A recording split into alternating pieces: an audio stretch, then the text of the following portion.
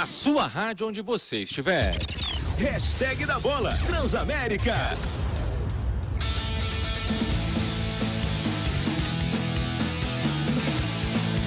7 horas mais 48 minutos, voltando com o hashtag da bola no gramado bem cuidado da Transamérica, com o André Galvão, com o Guilherme Lage, com o Gavião. Você segue participando conosco nas redes sociais, respondendo a nossa enquete no Twitter, o Manda Aí. Você gostaria de ver alterações no Campeonato Paulista? Sim, gostaria de ver os paulistas, os grandes, entrando na segunda fase apenas? Sim, com menos times?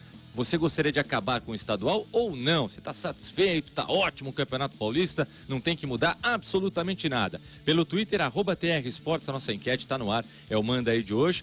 Pode gravar o seu áudio também pelo WhatsApp 997755354. 997755354. E como acontece, acho que uma vez por mês, uma vez a cada um mês e meio, pelo menos, né, Danúbia? A gente está recebendo a Danúbia Paraíso, da Arena Propimark, sempre para discutir assuntos um pouco diferentes daqueles que a gente tenta discutir no dia a dia aqui do hashtag da bola. E hoje com personagens importantes, figuras importantes aqui nos nossos estúdios, Danúbia. Boa noite. Boa noite, Tomás. É isso mesmo. Uma vez por mês, a gente aqui do Arena Propimark traz um assunto sobre marketing esportivo, né? E dessa vez a gente vai falar sobre patrocínios, né? Nas últimas semanas a gente teve uma discussão bastante forte, né? Com Palmeiras e Corinthians revelando seus patrocinadores master, né? O Palmeiras já tem, só renovou o contrato, e o Corinthians anunciou o patrocinador master, né? O Banco BMG. Então, pegando o gancho nesse assunto mais quente, eu trouxe os meus dois convidados, que é o Heraldo Evans Neto, que ele é diretor comercial de marketing do Allianz Parque. Muito obrigada pela sua presença, Heraldo. E também o José Roberto Colagrossi, que ele é diretor executivo da Ibope Repucom. Muito obrigada também pela sua presença aqui com a gente. Eu queria que primeiro vocês comentassem um pouquinho sobre a atuação de vocês e depois a gente faz mais algumas perguntas. Por favor, José. Boa noite, obrigado pelo convite. Tomás, André, Heraldo, Guilherme, ouvintes, um prazer estar aqui, voltar aqui à casa, enfim. O Ibope Repucom é uma empresa do grupo WPP Canta, que é o maior grupo de comunicação do mundo, e nós somos uma empresa de pesquisa em esporte. Ou seja, não somos exatamente uma empresa de marketing esportivo, embora todo mundo ache que nós sejamos. Nós fazemos pesquisa em esporte em 37 mercados no Brasil, e nós analisamos todos os aspectos comerciais e do negócio do esporte. Então, portanto, o patrocínio é um dos mais importantes. E estou muito animado de participar dessa discussão, porque sempre é uma discussão que é calorosa, que as pessoas, que despertam emoções grandes nas pessoas, né? Enfim, ainda mais nesse momento de transição que a indústria do patrocínio vive no Brasil. Então, estou animado de estar aqui. Muito obrigado pelo convite.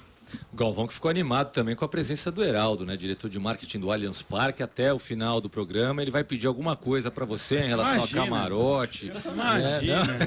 Tem que ter uma José pontada. ficou animado também. Não, mas vai ter pergunta boa para ele, pode ter certeza. Muito bem. Fala, Heraldo, prazer tê-lo aqui também. Prazer, muito obrigado pelo convite, obrigado por abrir esse espaço também, que eu acho que é tão importante a gente poder discutir um pouquinho mais sobre patrocínios esportivos, fomentar o meio. Eu acho que a hora que o meio cresce, todo mundo ganha com isso, os patrocinadores, os clubes, seja de futebol ou de qualquer outro esporte, os meios esportivos, a mídia cresce com isso, e eu acho que quanto mais a gente fomentar isso e quanto é prazeroso trabalhar nesse meio, a gente vai crescendo o meio, é bom para todos os lados. Muito obrigado de novo pelo convite, por estar aqui. Diga, Danúbia, pode começar você, por favor. Aproveitar já que o Heraldo começou a falar, para entender um pouquinho... Não, desculpa, vou começar pelo José Colagrossi, sobre a pesquisa que o Ibope Repucom fez faz pouco tempo, sobre os patrocínios na Série A do Brasileirão. Foi um compilado de 2018, né? Todos os patrocinadores. E a gente teve um crescimento de marcas, né? Foram 111 patrocinadores, crescimento de 28%. Muito expressivo, né? Até porque foi a primeira vez, desde 2014, quando isso aconteceu. O que eu acho que pouca gente percebe é que, se pegar as empresas que patrocinavam futebol em 2012, 13, e comparar com as hoje em dia, 65% das empresas foram embora do futebol. São 2 em cada 3 empresas que estavam em futebol saíram, por diversos motivos.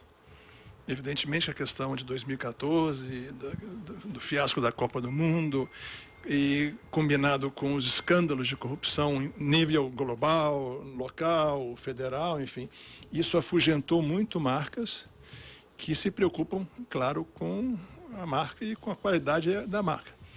Então, entre 2015, 16, 17, a gente teve uma perda enorme no número de patrocinadores, que só não teve uma consequência ainda maior, porque a Caixa, evidentemente, nesse período, ela saiu patrocinando clubes, ocupando um espaço, um vácuo que existia, ou seja, nesse espaço.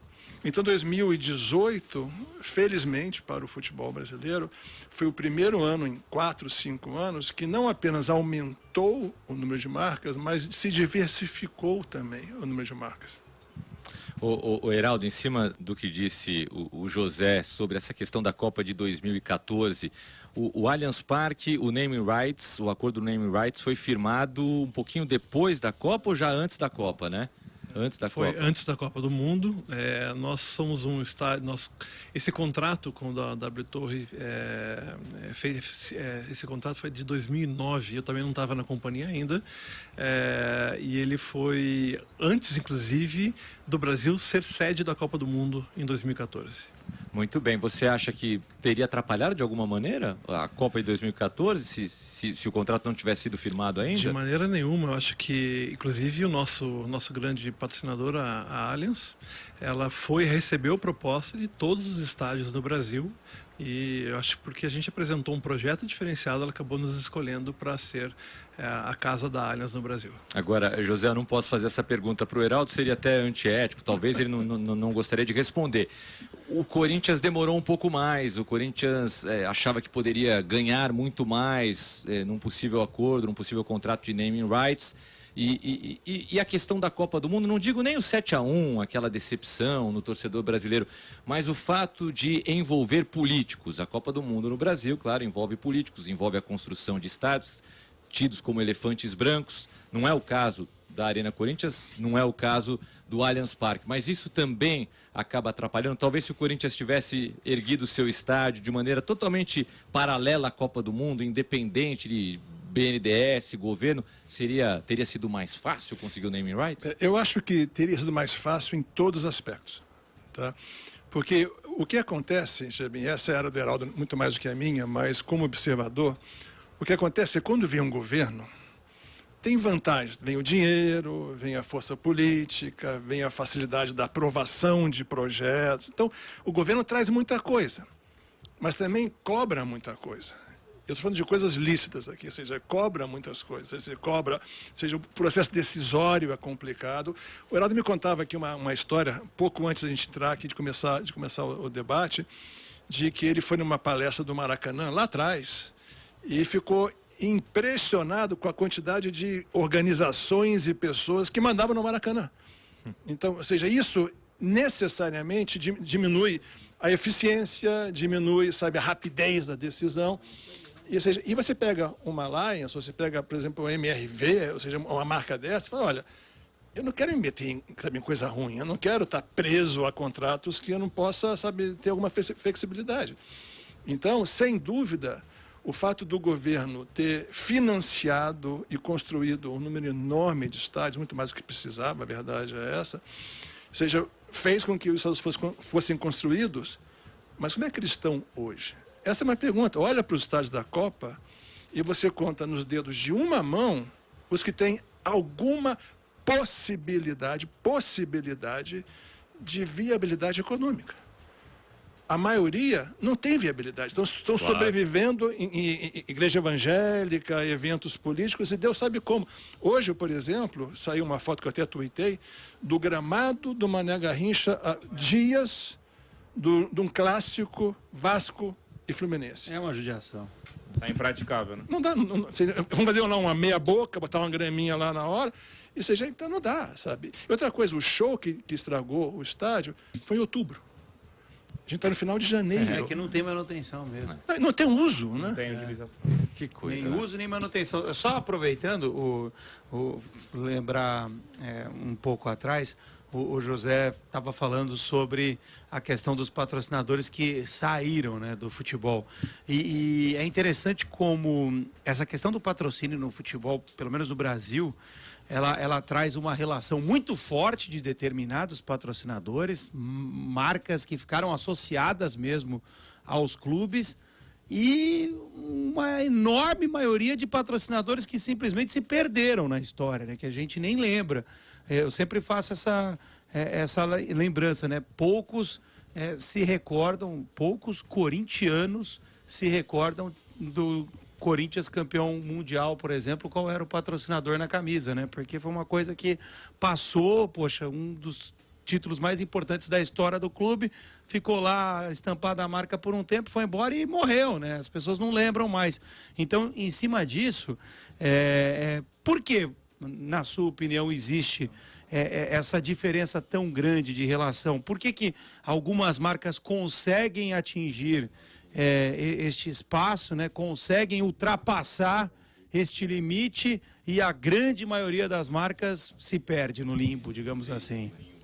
Essa pergunta é muito boa porque ela vai colocar a discussão.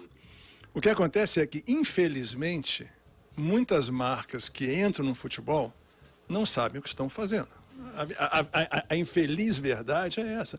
Porque ainda veem o futebol como mera visualização de marca, mera exposição de marca, que eu chamo de um outdoor ambulante, que é o jogador, né? Fica aquela marca andando pelo campo, e não entende que muito mais, ou pelo menos tão importante quanto a visualização, ou seja, o engajamento com a torcida, é a construção de marca através de eventos de hospitalidade e experiência, que o Palmeiras faz tão bem, o Palmeiras faz também, porque tem um estádio que é bem gerido. Enfim, então, a marca fala, vou botar minha marca lá na camisa do clube XYZ, minha marca vai ficar conhecida. Sim, temporariamente. E agora eu vou te dar um dado que talvez você não fique surpreso. Em pesquisa que nós fazemos todo ano de recall de marcas, qual é a marca que você mais associa ao seu clube? O Corinthians é a Calunga. Tinha certeza. Foram muitos anos. É a Calunga. Quando que a Calunga parou de patrocinar o Corinthians? Claro, 94, acho, 93. É o que marcou, né? Tipo, a Petrobras no Flamengo, né? Lubrax. A Lubrax, no caso. É tipo a Unimed no Fluminense, Parmalat no Palmeiras, e assim vai. Porque essas marcas construíram um relacionamento com o torcedor. Agora, você botar uma marca na manga, não ativar, ou seja, não ter nenhum tipo de relacionamento, hospitalidade, experiência, nada. Fica lá 6 meses na manga de um clube, depois vai embora, cara, foi oportunidade perdida. Agora, só um dado interessante nessa discussão, que ao mesmo tempo que nós fizemos aquela pesquisa que nós publicamos de patrocinadores no Brasil, nós também fizemos uma de patrocinadores na América Latina. Um mês antes. E pasmem, 80% das marcas que patrocinam futebol no Paraguai, Chile, Argentina, México, Colômbia e Venezuela são marcas enormes no Brasil. E a pergunta que a gente tentou responder, marcas de lanchonete, fast food, marcas de carro, refrigerante, cerveja. Fala, você patrocina futebol no Paraguai, na Colômbia, na Argentina? Já patrocinaram no Brasil e largaram o futebol há muitos anos e nunca mais voltaram. Então, o que nós fizemos? Eu pessoalmente entrevistei perto de 40 executivos de marketing com essa pergunta. Você patrocina futebol na América Latina inteira, por que não Brasil? E qual foi a resposta? Ou seja, as 3 respostas mais comuns, que são igualmente importantes, foi primeiro, depois de 2014, eu não quero botar risco na minha marca de ficar associado a alguma coisa que seja problema. Essa foi a primeira razão. Aí seria algo, problema, corrupção... Da credibilidade do futebol como um todo, entendeu? Porque são marcas multinacionais que quando cheiram corrupção, falam, sai, se afasta, tá? Até porque eles são legalmente obrigados a fazer isso. A segunda razão é o preço. Eles falam, seja custo-benefício, patrocinar no Paraguai, me dá um custo-benefício, me dá um ROI melhor do que isso. Agora, a terceira razão foi surpreendente. É muito difícil negociar com os clubes. É muito difícil trabalhar com os clubes. É muito difícil você criar uma parceria de verdade com os clubes. Então, ou seja, você vê marcas enormes aqui no Brasil que passaram pelo Brasil num certo momento, saíram do futebol e não mais voltaram. Então, ou seja, eu acho que o esforço da indústria do futebol aqui é reconstruir a credibilidade, muito já foi feito, a verdade é essa, para que essas marcas voltem para o futebol. A própria Petrobras, que a gente citou aqui, patrocinou o River Plate, né, recentemente. E era até esquisito você ver o River Plate, que é um gigante da Argentina, patrocinado pela Petrobras, e ninguém aqui no Brasil com o mesmo tipo de patrocínio. Agora, José, se a gente olhar especificamente para os times aqui de São Paulo, um fenômeno recente, talvez tenha começado pelo próprio Palmeiras, né? Com a Crefisa, mas agora as instituições financeiras estão presentes de maneira muito forte aqui em São Paulo, né? O Santos está sem patrocínio ainda, né? Mas por muito tempo negociou com a Caixa e hoje sim, Palmeiras, Corinthians e São Paulo tem... Existe alguma explicação ou é mera coincidência? Primeiro, não acho que seja mera coincidência. E a discussão que essa pergunta traz é o seguinte: eu acho que no fundo a gente está validando a Caixa. Eu acho que no fundo a gente está validando a Caixa, porque a Caixa foi altamente questionada, a gente vê nas mídias sociais, no meu Twitter então era diariamente, fala governo não tem que se meter em futebol, porque o governo seja patrocínio no futebol, e é uma discussão válida que eu acho que tem que ter. Ou seja, de repente a Caixa está saindo, ainda não formalizou nada finalmente, mas aparentemente está saindo do futebol, e outros bancos estão entrando. Ou seja, quem tem o naming rights do Allianz é uma empresa de seguro, o mercado financeiro também. Sim. Enfim, então, ou seja, o mercado financeiro está entrando, primeiro, na minha opinião, ele valida a presença da Caixa. Porque se fosse ruim, eles já estariam entrando. Então, começa por aqui. A segunda coisa que é importante na discussão entender é o seguinte: o torcedor, ou seja, em geral, não entende que na hora que um banco, pode ser qualquer banco, não é só a Caixa, mas qualquer um desses bancos, patrocina um clube, tem um negócio por detrás disso. Existe um negócio por detrás, porque na hora que ele patrocina um clube, ele ganha um espaço na camisa, no uniforme, no backdrop, na mídia social, vem lá a lista de contrapartida. Mas esse não é o melhor negócio que o banco tem. O banco também ganha a conta do clube, a folha de pagamento do clube, o cartão de crédito de todo mundo. Imagina os jogadores, quanto ganha esse pessoal? O cartão de crédito dos jogadores e da família dos jogadores, o empréstimo consignado. Então, você tem um negócio por trás disso que é altamente lucrativo, seja para o banco, seja qual banco for. Seja o Banrisul, que é o Banco Estatal no Rio Grande do Sul também. Então, com isso, o que acontece? Né? E tem um negócio por trás. Então, não tem que se meter, não tem que botar a camisa. Entendam, a camisa é parte da contrapartida, mas tem muito mais por trás disso. O que você falou também tem a ver com o que o BMG está querendo fazer, né, de dividir um pouco a receita, 50% então de tudo que a torcida do Corinthians consumir em serviços financeiros vai para o Corinthians. Então isso torna o patrocínio master um pouco mais flexível e inestimável assim, de preço, né? Sim, todo dia eu sou perguntado se a saída da Caixa vai acabar com o futebol brasileiro. Todo dia me faz essa pergunta. E a minha resposta é a seguinte: vamos assumir que ela vai sair, porque não está oficializado, mas vamos assumir que a Caixa vai sair, tá? Ou seja, eu acho que se isso acontecer, vai ter um período de dor muito grande para os clubes, ou seja, vai ter um problema de cash flow para muitos clubes, falta de entrada de dinheiro, dificuldades. Talvez haja um retrocesso em relação ao pagamento de imposto, essas coisas, enfim. Mas no médio e no longo prazo, eu vejo que seria benéfico, porque os clubes iam ter que finalmente aprender a fazer patrocínio.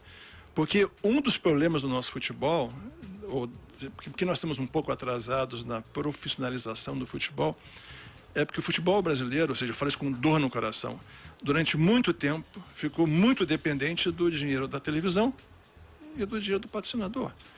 Então o chequinho chegava, sabe? Em qualquer situação, o chequinho chegava, sem fazer muita força. Quando eu cheguei aqui em 2012, vindo dos Estados Unidos, eu fiz meu primeiro encontro, foi com um grande clube do Rio de Janeiro, que eu não posso dizer o nome, evidentemente, para falar de patrocínio, e eu ouvi desse clube a seguinte joia, 2012. Patrocinador bom é aquele que manda o cheque e não enche o saco. Isso não é um relacionamento, isso não é uma parceria. Isso é compra e venda de espaço publicitário. E isso tem atrasado o nosso futebol. Então, talvez, se a Caixa realmente sair, isso obrigue os clubes a serem mais criativos, mais eficientes, mais transparentes e melhores. Então, no médio prazo, vai ser bom para o futebol. O Heraldo, pode falar, depois eu te faço uma pergunta. Só comentando um pouquinho isso, um pouco mais do nosso lado por como é que a gente chegou na Allianz para vender. Primeiro que a Allianz era uma plataforma, a nominar um prédio, um estádio, já era uma plataforma da Allianz. Mas existia uma fragilidade que foi feita no próprio no Brasil mesmo, que aconteceu um case no Paraná, que a Kyocera foi a primeira arena a ser patrocinada, né? E a gente foi entender o case Kyocera, o que aconteceu lá de pontos fortes e pontos fracos, para que a gente pudesse formular uma proposta diferente para a Allianz. Aquela proposta não foi uma proposta vencedora, na sua opinião? Eu acho que ela foi vencedora porque as pessoas nem conheciam essa marca no país e passou a ser uma marca conhecida. Eu acho que pode ter faltado um pouquinho, não conheço tão profundamente assim o projeto, mas pode ter faltado alguma coisa de o próprio estádio ajudar um pouco mais a marca, fomentar o que está... Que havia uma crítica que falava-se muito Arena da Baixada na mídia, né? Exatamente. E não citavam o patrocinador. E no nosso caso, nós fomos procurar também, e esta é uma fragilidade que o José comentou, por que o futebol brasileiro ainda chama muita atenção? Quanto custa hoje uma cota da TV Globo para o futebol? Milhões. Né? Na casa dos 300 milhões por ano. Quanto custa o patrocínio da Fórmula 1? Na casa dos 120, 150 milhões de reais por ano. Com bastante exposição de marca, lógico, com tudo que a TV Globo pode agregar ainda nesse mercado. Mas quanto custa nominar um estádio? Esta foi a conta do presidente da Allianz na ocasião. Né? Por que a gente vai entregar para ele?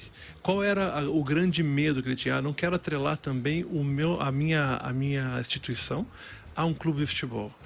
Então, o modelo de negócio que foi oferecido para a Allianz, por trazer mais de 20 shows internacionais no ano e outros eventos, além do futebol, passou a ser interessante pelo valor que nós estávamos pedindo pelo name right versus o número de pessoas que estariam frequentando aquele espaço, sejam eles fãs de futebol ou fãs de algum cantor ou músico. Você começa a trabalhar a diversidade de público. Isso foi um grande, o que mais chamou atenção na Allianz para poder escolher hoje o Allianz Parque como a sua sede no Brasil. E a gente pode dizer, quase 5 anos depois do estádio ter sido inaugurado, que o valor foi extremamente...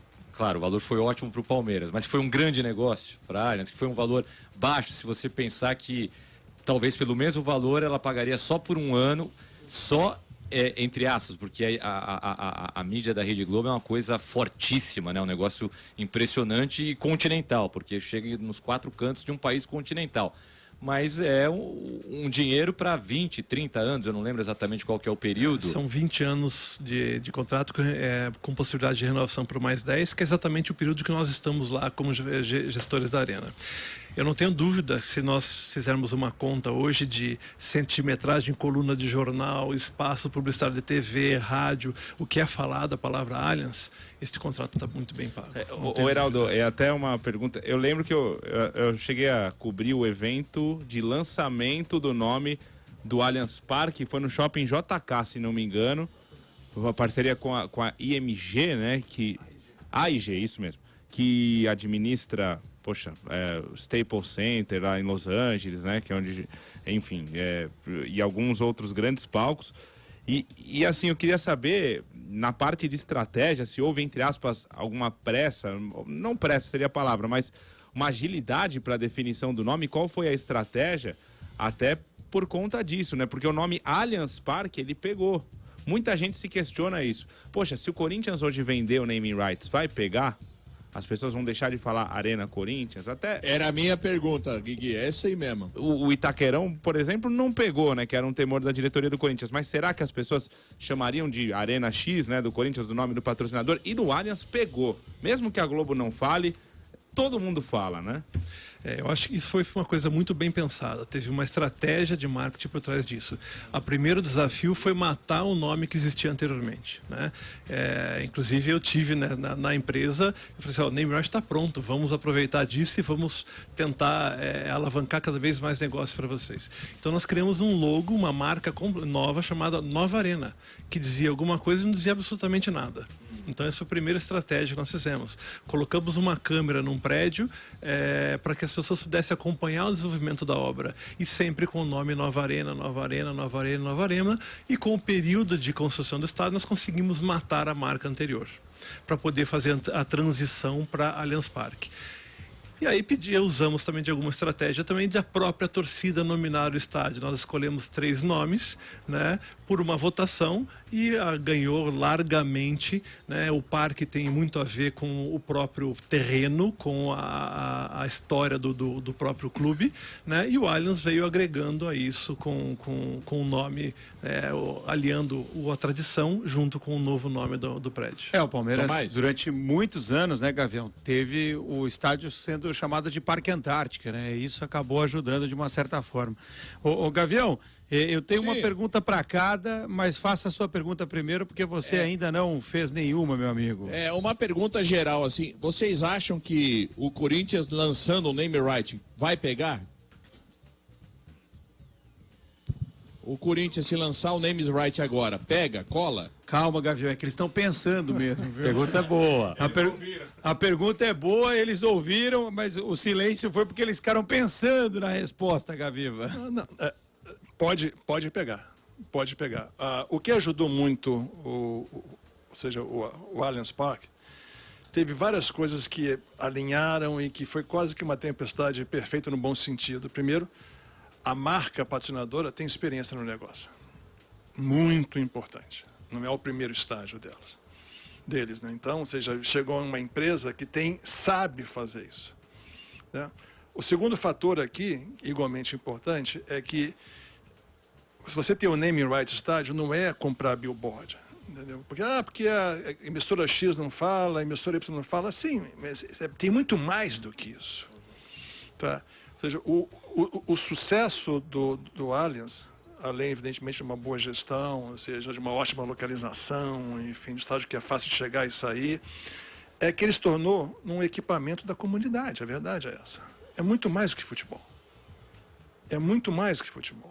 Ou seja, ali é um patrimônio da comunidade, que lá você tem todo tipo de evento. Por exemplo, eu vi lá um evento de esportes que foi absolutamente fantástico. Só tinha garoto, cara. Acho que o mais velho lá, devia ter 20 anos de idade. Enfim, milhares e milhares de pessoas. Depois você tem um show, ou seja, do Roger Waters, que é um pessoal mais da minha idade. Aí depois você já tem um show de uma cantora pop, você só tem garoto. Então, Justin Bieber. Então, ou seja, o parque virou um patrimônio da comunidade.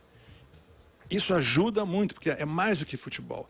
E a terceira coisa que também ajudou, e temos que ser objetivos aqui, é a boa fase do Palmeiras, né? Ou seja, então, você pega um clube que está ganhando muita coisa, que o torcedor está animado, indo, e campeão, sabe, campeão, isso também traz uma energia, ou seja, ao estádio, que ela multiplica com alcance infinito.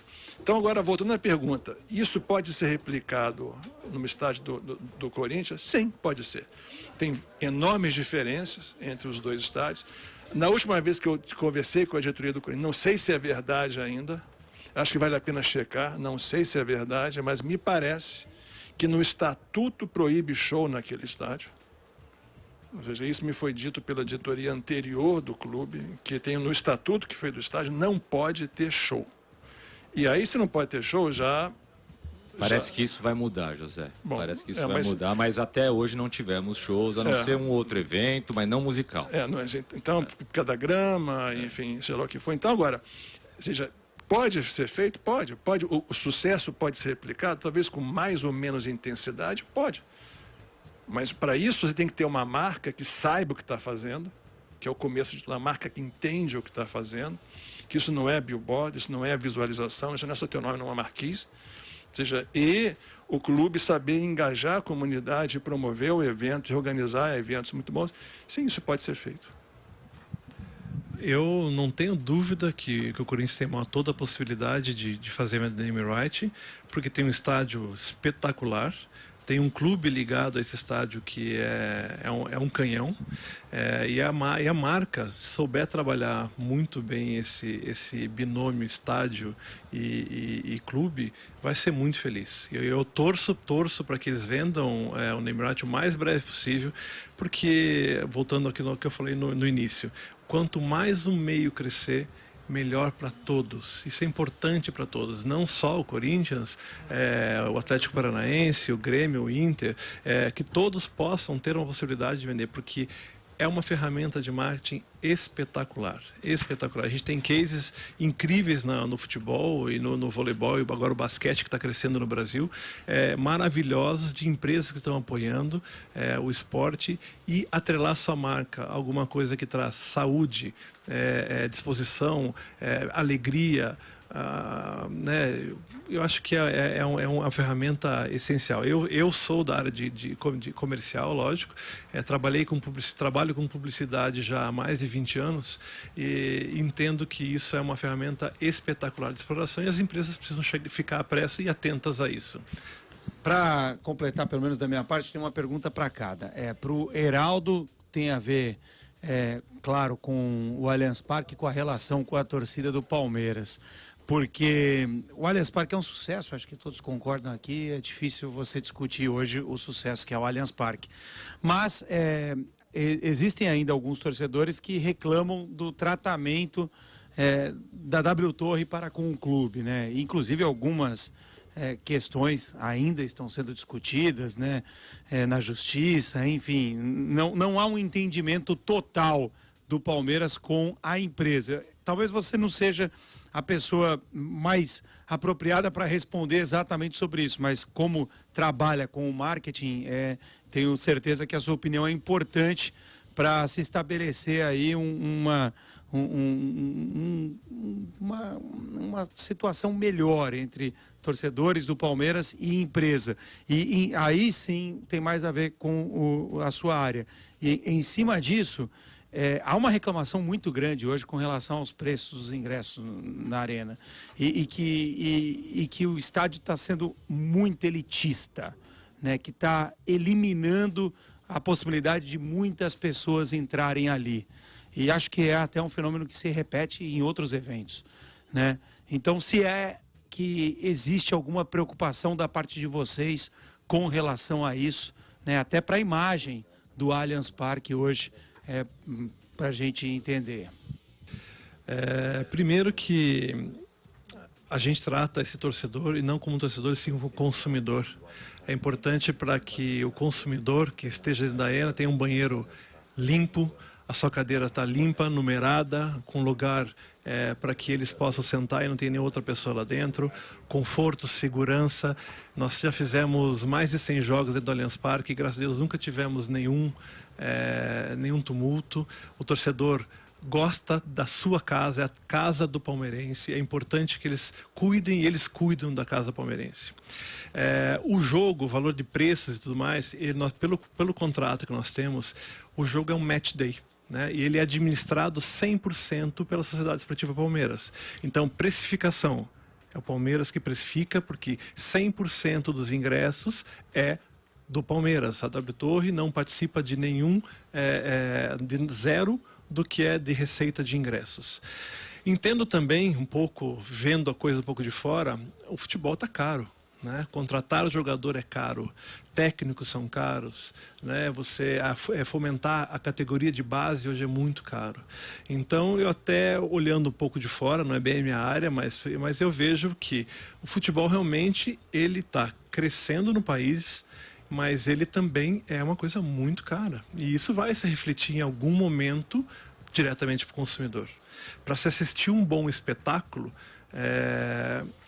ele vai custar alguma coisa. Então, nós que fazemos a zeladoria do prédio, procuramos proporcionar ao palmeirense o melhor bem-estar possível, desde a hora que ele passa na primeira catraca até a hora que ele vai embora. Que ele saia com um sorriso no rosto. Agora é esporte, né? Se ganhar ou perder faz parte do esporte. E a gente tenta proporcionar o melhor para o torcedor palmeirense. A reclamação existe mais por causa dessa questão, né, de elitização, né, que nós temos hoje nos estádios. E o palmeirense acaba pagando o ingresso mais caro do Brasil. A gente sempre fala isso aqui. E é até normal o palmeirense hoje pagar o ingresso mais caro do Brasil pelo estádio que possui. Mas é que é muito mais caro, mas muito mais caro que os outros. E até comentando um pouquinho, isso também faz parte também de uma estratégia comercial, aonde você determina o tamanho do estádio. Você tendo um tamanho do estádio, se ninguém vai em restaurante vazio, todo mundo gosta de ir no restaurante cheio. Né? Que comida que está acontecendo, a gente fila na porta, tem mais gente. Então é importante também, o Palmeiras faz e está sabendo trabalhar muito bem o marketing do Palmeiras, de trabalhar o que esperar daquele evento. Então você tem que comprar com antecedência, você não vai desistir na última hora, se já acontece o problema, você não vai desistir de ir no jogo, porque se você não vai encontrar no dia do jogo para comprar o ingresso. Então isso também é fomentação do meio. É importante para o Palmeiras ter uma previsibilidade de faturamento, assim como qualquer empresa. Está sendo gerido como uma empresa. Então, se eu deixo de ir, eu perco um ponto para o próximo jogo. Então, isso é importante. Você começa a criar o programa do sócio-torcedor. Então, você tem um lugar hoje, você tem mais torcedores do que cabe dentro do estádio. Consequentemente, vai se elevando também um pouquinho o valor dos ingressos, porque é uma lei da oferta e procura. Que não é só um pouquinho, tá? Mas tudo bem. Mas... Essa era a pergunta difícil que você falou que ia fazer no começo do programa. Porque é uma reclamação justa da torcida do Palmeiras hoje. Ontem os torcedores organizados fizeram um protesto super dentro daquilo que está acontecendo mesmo, e o Palmeiras não tem tido grandes públicos neste Campeonato Paulista. Tá errado isso, não deveria ser assim. Para o José, a minha última pergunta é a seguinte: é verdade ou é papo de torcedor que a Crefisa ficou muito maior depois que se associou ao Palmeiras? E emendo a pergunta já fazendo a relação com o BMG, né?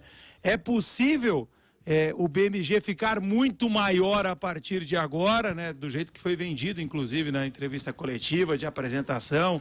É possível, é por aí mesmo? Um patrocinador, ele explode se ele se associa a um clube de futebol, ou é mais faz parte da estratégia de marketing também vender essa imagem? É possível o nível de conhecimento de uma marca crescer muito, ou mesmo explodir após um patrocínio? Sim, se o mesmo for bem ativado. Simples assim. Tá? Hoje, o nível de conhecimento da marca Crefisa é N vezes maior do que antes do patrocínio. E não chega nem perto, viu? É várias vezes maior. Por quê? Porque a marca tem um nível de exposição e conhecimento e comentário muito grande. Tá? Em relação ao BMG, que é o novo patrocinador, e eu acabei de responder a sua pergunta, eu vou responder agora, ou seja, o potencial existe. A torcida do Corinthians é talvez a segunda maior do Brasil, é uma torcida gigantesca, que não mais se limita à região sudeste, é importante entender isso, ou seja, na hora que a televisão começou a transmitir também jogos de São Paulo no Nordeste, ou seja, você começou a ver um crescimento da torcida de times paulistas naquela região. E, por exemplo, em Pernambuco, a torcida do Corinthians rivaliza a do Flamengo. Tá? Então, ou seja, a marca MRV tem um potencial de crescimento potencialmente explosivo, como a Crefisa teve. Agora, para que isso faça, tem que ter uma combinação de várias coisas que aconteceram no Palmeiras. O estádio, ser uma comunidade, seja um patrimônio da comunidade, seja um trabalho de marketing bem feito, um trabalho de exposição e engajamento bem feito, fazer com que a torcida se sinta dona daquilo e botar time competitivo todo ano, não precisa ganhar todo ano, mas tem que competir todo ano, porque é isso que traz a energia e o espaço ocupado na mídia. Muito bem, Danúbio. Acho que a gente poderia ficar aqui até às 10 da noite. É muito interessante o assunto. A gente teve uma aula aí com o José e com o Heraldo, mas a gente precisa encerrar esse nosso momento aqui de todos os meses no Hashtag da Bola com vocês. Muito bacana mesmo a discussão. Eu agradeço mais uma vez os nossos convidados. Provavelmente a gente possa estender essa conversa em outras oportunidades, mesmo porque o patrocínio esportivo é muito vivo, né? Dá para falar a parte de redes sociais, que a gente nem tocou, né? No investimento de clubes que não tem tanta visibilidade, que foi que o José estava falando. Poxa, eu não tenho um canhão da Globo transmitindo os meus jogos, mas eu faço a transmissão no Facebook, no Twitter, né? Como algumas modalidades têm crescido, né? O próprio rugby, o vôlei tem feito isso muito bem também, transmissões paralelas ou em parceria com outras plataformas. Então, acho que essa discussão ainda pode ser muito bem ampliada. Pessoal, muito obrigada mais uma vez. Agradeço vocês também. Boa noite. E olha, muita gente aqui fazendo várias perguntas, é que não dá tempo, né? Não dá para atender a todos, mas algumas já estão aqui separadas para a gente fazer num outro momento, tanto para o Heraldo quanto para o José. Mas muito interessante aqui, a gente vai falar sobre isso depois do intervalo. Os patrocinadores têm receio de rejeição de marca por torcedores de outros times? Essa também tinha para fazer, porque outro dia você discutiu isso com o Maciel. A gente vai falar, né? eu não tenho mais tempo, mas a gente vai falar sobre isso depois do intervalo. Vamos até conversar um pouquinho com os nossos convidados no intervalo sobre isso. Grande abraço para você, José, é um prazer reencontrá-lo, para o Heraldo, para você, Danúbia. Mais um Momento Arena Proprimark que volta num outro hashtag da bola e já já a gente volta.